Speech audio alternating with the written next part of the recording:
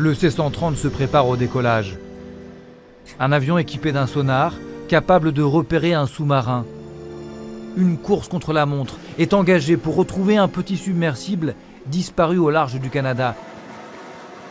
Il tentait de se rendre dans la zone de naufrage du Titanic.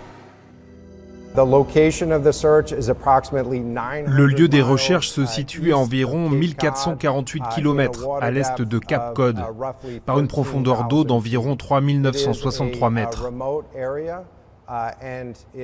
Il s'agit d'une zone isolée et il est difficile d'y mener des recherches.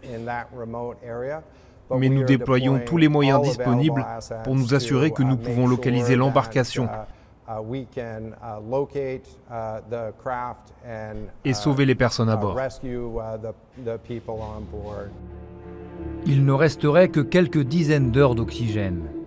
Le submersible a perdu contact avec la surface moins de 2 heures après le début de sa plongée.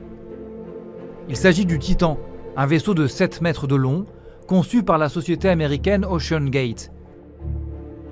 C'est avec ce sous-marin que l'entreprise organise des expéditions vers l'épave du Titanic, comme le montre cette vidéo promotionnelle. Come join us on our next expedition. Don't miss the opportunity to be part of history.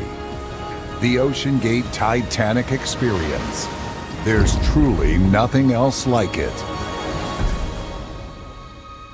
Prix du billet, 250 000 $ pour faire partie du voyage.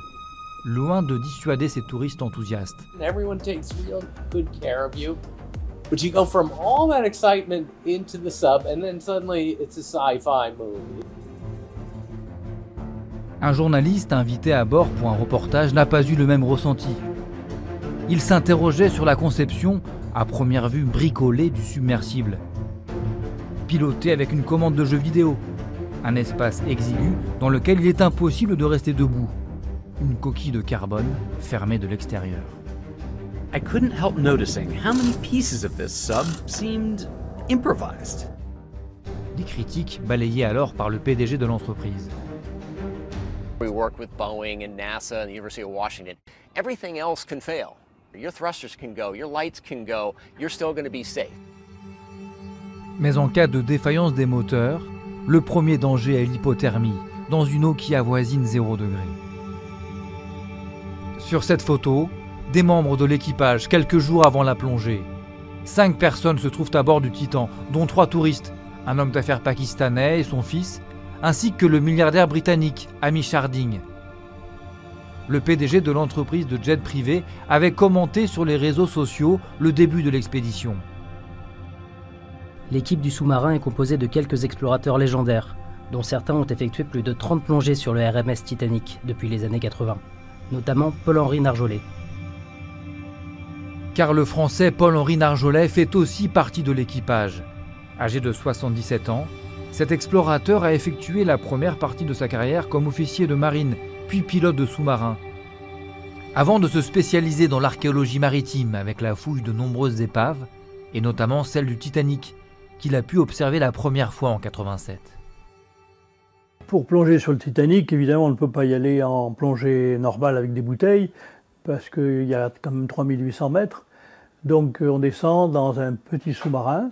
On reste au fond entre 5, 6, 7, 8 heures, même la plongée la plus longue.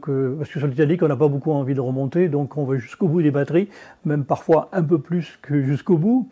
Je me suis fait engueuler plusieurs fois à cause de ça d'ailleurs. Et ensuite, bon, la remontée donc, dure à peu près le même temps, donc une plongée peut durer entre 10 et 12 heures.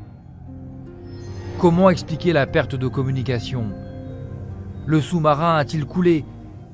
La coque est-elle endommagée? L'Institut français Ifremer vient de dérouter son navire, la Talente. Équipé de son robot pour grande profondeur, il va lui aussi participer aux recherches.